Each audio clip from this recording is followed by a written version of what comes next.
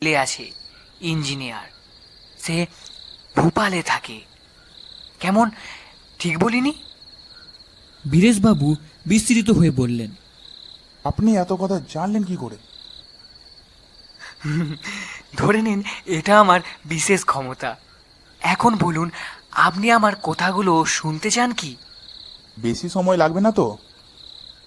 না, অবশ্যই কথার পর যদি কথোপকথন চলে তাহলে কিছুটা সময় লাগতে পারে। ঠিক আছে, বলুন। আজ থেকে 7 বছর আগের কথা বলছি। আপনি সে সময় মুক্তারামপুর স্ট্রিটে থাকতেন, তাই নয় কি? হুম, ঠিকই বলেছেন।